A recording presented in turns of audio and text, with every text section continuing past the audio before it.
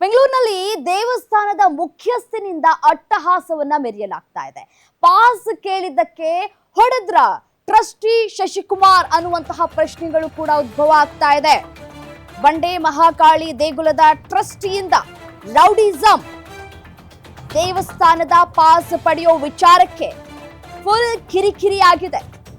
ಕಿರಿಕ್ ಕೂಡ ಮಾಡಲಾಗಿದೆ. ಪಾಸ್ ಪಡೆಯೋ ವಿಚಾರಕ್ಕೆ ಶಶಿಕುಮಾರ್ ರಮೇಶ್ ಮಧ್ಯೆ ಗಲಾಟೆಯಾಗಿದೆ. ರಮೇಶ್ ನಿವಾಸದ ಬಳಿ ತೆರಳಿ ಶಶಿಕುಮಾರ್ ಗಲಾಟೆ ಮಾಡಿದ್ದಾರೆ. ತನ್ನ ಸ್ನೇಹಿತರ ದರ್ಶನಕ್ಕೆ ಪಾಸ್ ನೀಡುವಂತೆ ರಮೇಶ್ ಕೇಳ್ಕೊಂಡಿದ್ರು.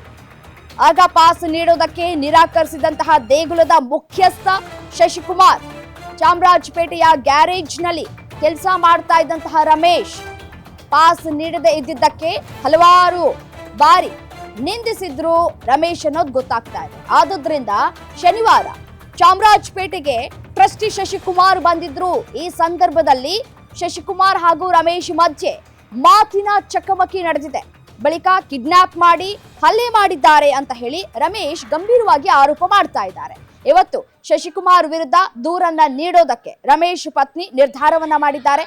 ಕೆಜಿಹಳ್ಳಿ ಪೊಲೀಸ್ ಠಾಣೆಯಲ್ಲಿ ಇಂದು ದೂರು ನೀಡೋದಕ್ಕೆ ನಿರ್ಧಾರವನ್ನ ಕೈಗೊಂಡಿದ್ದಾರೆ ರಮೇಶ್ ಪತ್ನಿ.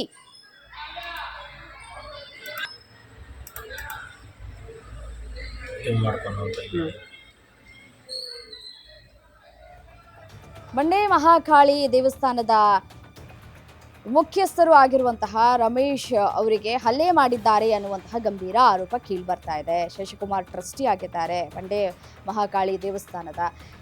ಬರೀ ಪಾಸ್ ಕೇಳಿದಂತಹ ವಿಚಾರಕ್ಕೆ ಸಂಬಂಧಪಟ್ಟಂತೆ ಗಲಾಟೆ ಆಗಿದೆ ಅನ್ನೋದು ಗೊತ್ತಾಗ್ತಾ ಇದೆ. ಪಾಸ್ ಕೊಟ್ಟಿಲ್ಲ ಅಂತ ಹೇಳಿ ಪದೇ ಪದೇ ನಿಂದಿಸ್ತಾ ಇದ್ರು ಅಂತ ಕೂಡ ಆರೋಪಗಳು ಕೂಡ ಕೇಳಿ ಬರ್ತಾ ಇದೆ. ಸೊ ಹಾಗಾಗಿ ಪಾಸ್ ಯಾಕೆ ಕೊಡ್ತಾ ಇಲ್ಲ ಅಂತ ಹೇಳಿ ಗಲಾಟೆಯನ್ನ ಮಾಡಲಾಗಿದೆ. ಗ್ಯಾರೇಜ್ನಲ್ಲಿ ಕೆಲಸವನ್ನ ಮಾಡ್ತಾ ಇದ್ರು ರಮೇಶ್ ಅನ್ನೋದು ಗೊತ್ತಾಗ್ತಾ ಇದೆ. ಪಾಸ್ ನೀಡೋದಕ್ಕೆ ನಿರಾಕರಿಸಿದಂತಹ ದೇಗುಲದ ಮುಖ್ಯಸ್ಥ ಶಶಿಕುಮಾರ್, ಚಾಮರಾಜಪೇಟೆಯ ಗ್ಯಾರೇಜ್ನಲ್ಲಿ ರಮೇಶ್ ಕೆಲಸ ಮಾಡ್ತಾ ಇದ್ರಂತೆ. ಪಾಸ್ ಕೊಡಿ ಅಂತ ಹೇಳಿ ಕೇಳ್ಕೊಂಡಿದ್ದಾರೆ ಸಾಕಷ್ಟು ಬಾರಿ. ಪಾಸ್ ಯಾವಾಗ ಕೊಡೋದಕ್ಕೆ ನಿರಾಕರಣೆಯನ್ನ ತೋರಿದ್ರು ಆಗ ಈ ಗಲಾಟೆಯಾಗಿದೆ ಅನ್ನೋದು ಗೊತ್ತಾಗ್ತಾ ಇದೆ.